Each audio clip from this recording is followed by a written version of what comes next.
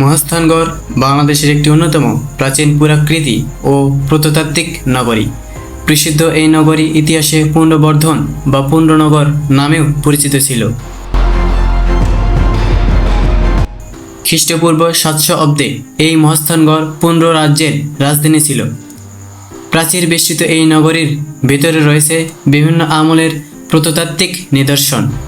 1808 খ্রিস্টাব্দে Francis Buchanan Hamilton প্রথম মহাস্থানগড় এর অবস্থান চিহ্নিত করেন। আজকে আমরা জানব মহাস্থানগড়ের ভীমের জঙ্গল সম্পর্কে কিছু গুরুত্বপূর্ণ তথ্য।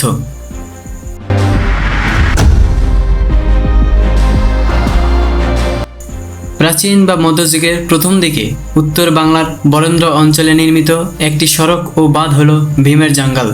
মহাস্থানগড়ের 3 দিক দিয়ে বেষ্টিত ভীমের জঙ্গল প্রাচীনকালে বন্যা প্লাবিত অঞ্চলের প্রতিরোধক হিসেবে ব্যবহৃত হতো। অনেকের মতে ঘোড়াঘাট থেকে উত্তরে নীলফামারী জেলার ডুমরা পর্যন্ত, আবার কারো মতে আসামের কামরূপ পর্যন্ত বিস্তৃত ছিল এই ভীমের জঙ্গল। তবে ভীমের জঙ্গলের অধিকাংশ অংশ বগুড়া অঞ্চলে পড়েছে। প্রত্নতাত্ত্বিক দিক থেকে গুরুত্বপূর্ণ ভীমের জঙ্গলে এর 36টি গড় রয়েছে, যার মধ্যে গোবিন্দভিটা ও ভাসুবিহার সংরক্ষণ করা হয়েছে। স্থানীয়দের মতে ভীম নামের এক রাজা ভীমের জঙ্গল নির্মাণ করেন। অনেকের মতে তিনি ছিলেন 12 শতকের রাজা, অনেকের মতে তিনি দ্বিতীয় পাণ্ডব ভীম বা ভাগীরথ রাজবংশের উত্তরাধিকারী।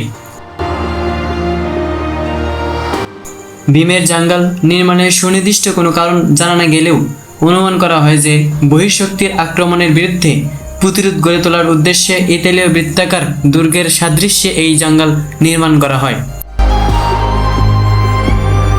এছাড়াও কিছু প্রত্নস্থল রয়েছে যেগুলো এখনও খনন করা বা উৎখনন করা হয়নি। 2015 সাল থেকে সার্ক কালচারাল সেন্টার সার্কভুক্ত দেশগুলোর মধ্যে কোনো একটি দেশের প্রাচীন ঐতিহ্যবাহী অঞ্চলকে সার্কের রাজধানী হিসেবে ঘোষণা করে আসছে। সার্কভুক্ত দেশগুলোর ইংরেজি নামের আধ্যক্ষের এর ভিত্তিতে দেশগুলোর স্থান বেছে নেওয়া হয়। এজন্য আফগানিস্তানের বামিয়ামের পর 2016 সালে সার্কের সাংস্কৃতিক রাজধানী হিসেবে ছিল মহাস্থানগড়। এই ছিল আজকের আয়োজনে। দেখা হবে পরবর্তী কোনো তথ্যবহুল ভিডিওতে। ততক্ষণ সবাই সুস্থ থাকবেন, ভালো থাকবেন। আল্লাহ হাফিজ।